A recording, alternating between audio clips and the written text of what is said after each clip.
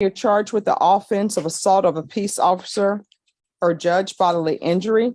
That is a second-degree felony. The range of punishment is anywhere from 2 to 20 years in prison and up to $10,000 fine. This case opens with a single charge that instantly changes everything. Assault on a peace officer, a second-degree felony carrying up to 20 years in prison. Before a single fact is argued, the stakes are already clear. State of Texas versus Lisa Telsey. Could I have parties announced for the record for the state? Hank Wilkins for the State Guard. Defense. Ed Garza from Ms. Telsey. Are you Ms. Telsey? Yes. Counsel, have you received all the discovery and did you review it with your client? Court will find that the state is in compliance with discovery. Ms. Telsey, I'm showing you what's entitled application for deferred adjudication or community supervision. Did you review that with your attorney? Did you understand it? And did you sign it? Yes, Your Honor. I was gonna ask. Oh, just one moment. Okay, thank you. Are you back on the record? You had a question for me? Yes, I was gonna ask if where's the community service gonna be at, like what's the location? Probation is going to give you all of that information. Okay. All right, thank you. All right. I'm going to show you what's entitled True Bill of Indictment. Did you review that with your attorney? Did you understand it? Yes. Counsel, do you waive the reading of the indictment? We do, Your Honor. State, are you proceeding on the indictment as presented? We are, Your Honor. All right, Ms. Telsey, I'm showing you what's entitled Court Admonishments and Defendant's Waivers and Affidavit of Admonitions. Did you review that document with your attorney? Did you understand it? And did you sign it in all the appropriate places? Yes, Your Honor. Did you understand you're charged with the offense of assault of a peace officer or judge bodily injury? That is a second-degree felony. The range of punishment is anywhere from 2 to 20 years in prison and up to $10,000 fine. Did you understand? Yes. If you have a plea bargain agreement with the state, the court does not have to follow your plea. If for any reason the court doesn't follow your plea and gives you more than you bargained for, the fact that you entered a plea will not be used against you and you will be allowed to withdraw your plea. Did you understand?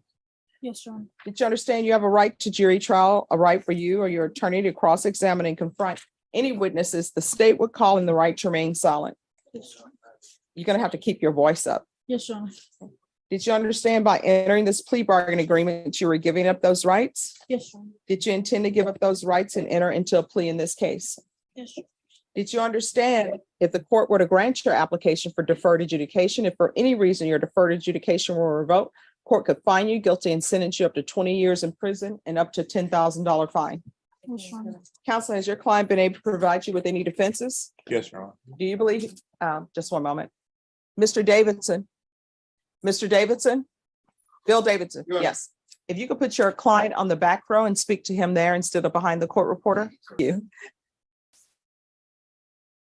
Do you believe your client has a rational as well as a factual understanding of the charges against her? She does, Your Honor. Do you believe she's currently competent and was legally sane at the time of the offense? She is, Your Honor. Ms. Telsey, has anyone threatened you, coerced you, or placed you in fear to get you to enter this plea? No. Anyone promise you anything other than the plea? No, Your Honor. Are you satisfied with the way you citizen? Yes, Your Honor. Court will find that defendant has knowingly and voluntarily waived her right to jury trial. Showing you the plea bargain page. Did you review that with your attorney? Did you understand it? Yes, Your Honor. According to the plea, state recommends deferred adjudication. Did you understand that to be the plea? Yes, Your Honor. Defense? Yes. State. Yes, Your Honor. Showing you the waiver of appeal paragraph. Did you review that paragraph with your attorney? Did you understand it? Did you sign it in both places? Yes, Your Honor. Did you understand by signing that you're waiving your right to appeal? The only items that can be appealed are written pretrial motions that have been filed, heard, and ruled upon by the court. Did you understand? Yes, Your Honor. Counsel, are there any such motions? No, Your Honor. Next, I'm showing you outside the plea bargain agreement. The state is recommending that your deferred adjudication be for a term of 8 years. There be a TAP evaluation and 200 hours of community service restitution. Did you understand those are recommendations from the state and the court does not have to follow those recommendations? Yes, Your Honor. Then to the offenses charged, how do you plead? Guilty, not guilty, or no contest? No contest. State, any evidence to support the plea? Your Honor, I offer State's Exhibit 1 in the attachments. Any objection? All right, state, you may continue to confer. Thank you, Judge. Ms. Telsey, I'm showing you what's entitled waiver and consent to stipulation of testimony and stipulations. Did you review that with your attorney? Did you understand it? Did you sign it in all the appropriate places? Yes, Your Honor. Again, did you understand you have a right to jury trial, a right for you or your attorney to cross-examine and confront any witnesses that the state will call in the right to remain silent? Yes, Your Honor. Did you understand that today the state will be presenting evidence in the form of witnesses' statements and police reports, but most importantly, there will be no live testimony? Did you understand? Yes, Your Honor. Court will find that defendant has knowingly and voluntarily waived and consented to stipulation of testimony and stipulations. Court will accept into evidence States Exhibits 1 and attachments and review the same. After reviewing States Exhibits 1 and attachments, the court will find there is sufficient evidence to find you guilty. Court will defer finding of guilt as you've applied for deferred adjudication. Are you proceeding with sentencing? We are, Your Honor, if it please the court. All right. So all of this was over somebody owing somebody $50, Sort of, Your Honor, yes. and then you're getting involved. Correct, Your Honor. My client accepts responsibility for making a very bad judgment that day and Yes, making a bad decision. because here's the thing that people don't understand. One, do people think people should be hitting on females? No. But as a female, you can't hit somebody and then think they're not going to hit you back. And I read the police report. So the officer is attempting to stop a fight. And then everybody else wants to get involved. You want to get involved because you're like his brother. You're saying that that's my brother who's in the fight, right? And then you're going to punch the officer, and then the officer is getting you under control. And according to this, you're still punching and kicking on him. And then somebody's like, no, don't do it. She's pregnant. Well, guess what? When people are pregnant, they should not be getting involved in altercations. You understand? Yes. So how far along are you in your pregnancy? 8 months. Do you have any other children? Are you employed? So how old are you? 20. How are you supporting yourself? Um, Like, how do you make money to eat?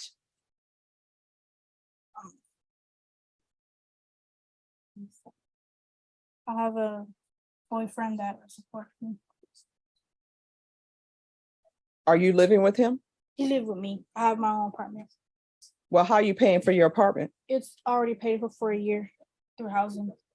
All right, so this is what I know about housing, because I used to do CPS cases. If you're on housing, your boyfriend's not supposed to be living with you.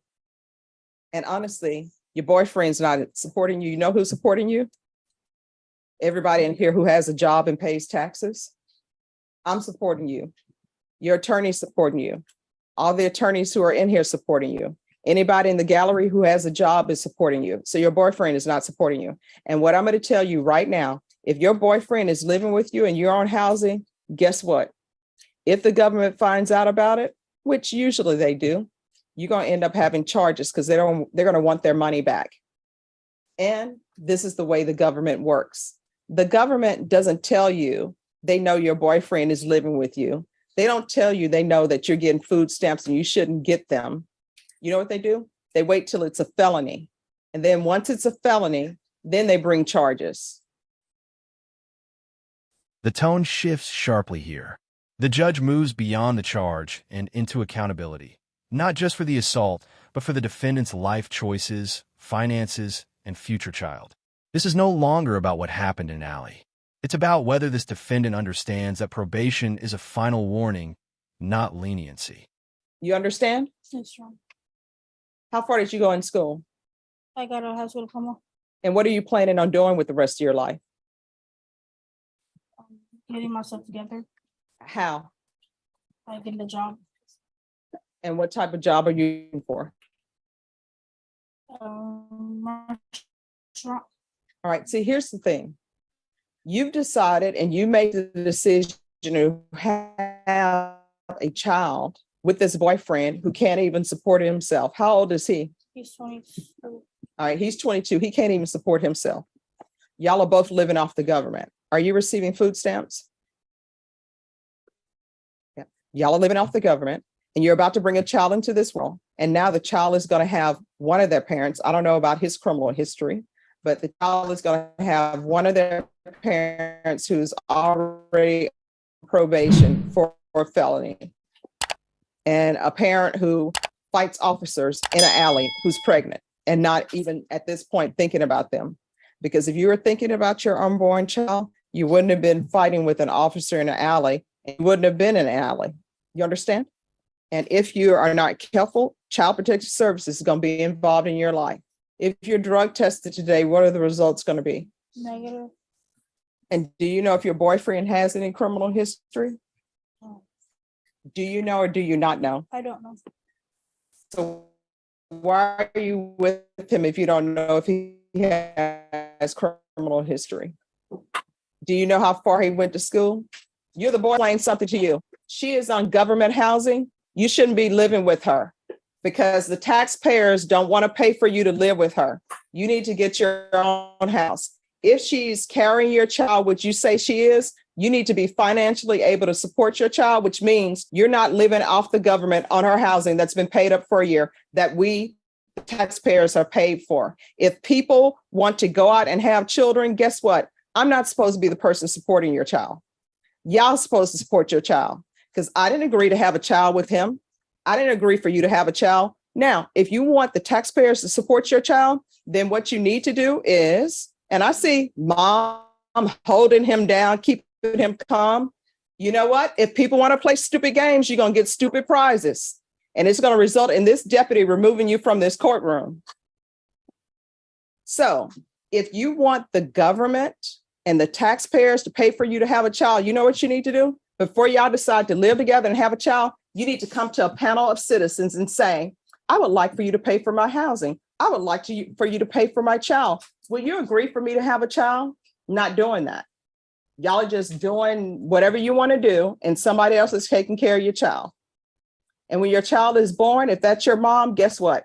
That grandmother is going to end up taking care of the child more than you. You understand?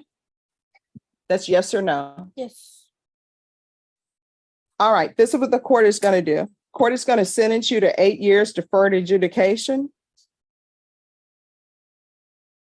We'll do 200 hours of community service. Vashawn, if she gets a degree, if she gets into trade school, then those hours will be waived. I'm going to order parenting classes. If she completes parenting classes, then those hours will be waived. It's going to be regular reporting by Zoom or in person, regular UAs. I'm going to want field visits 1 time per month until further notice. And I'm going to want anger management classes. Proof of employment within 90 days. There should be no employment as a home health care provider or with minors.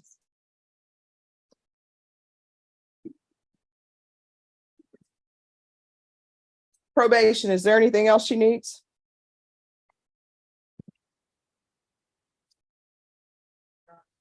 Is there anything else you need from the court in order to be successful? No. All right, I'm showing you what's entitled Trial Court Certification of Defendant's Rights to Appeal. Did you review that with your attorney? Did you understand it and did you sign it? Yes, Your Honor. Because this is a plea bargain agreement, because I followed your plea bargain agreement, and because you waive your right to appeal, you do not have the court's permission to appeal. Do you understand? Yes, Your Honor. From here on out, we can go off the record. From here on out, everything you do in this world while you're still under this contract with the court, any decision you make, you need to ask yourself, is this something that could potentially result in me going to prison for 20 years? If the answer is yes, don't do it. If the answer is maybe, don't do it. And let me explain to you, I take no joy in sending people to prison, but if I feel they deserve to go to prison, I'm not going to be worried about the fact that you have a newborn baby, that you're breastfeeding or whatever. If it comes up that you need to go to prison, you're going to prison and somebody else will be raising your child. Do you understand? Yes, Your Honor. You're going to have to make better decisions. Good luck to you. The court ultimately sentences the defendant to 8 years of deferred adjudication with strict conditions: community service, anger management, parenting classes, employment requirements, and constant supervision. The message is unmistakable. Violate this agreement, and prison is no longer a possibility. It's a certainty. Cases like this show how quickly a single moment can trigger years of court control. Do you think deferred adjudication is mercy or just delayed punishment? Share your thoughts, and don't forget to like, comment, and subscribe for more real courtroom breakdowns.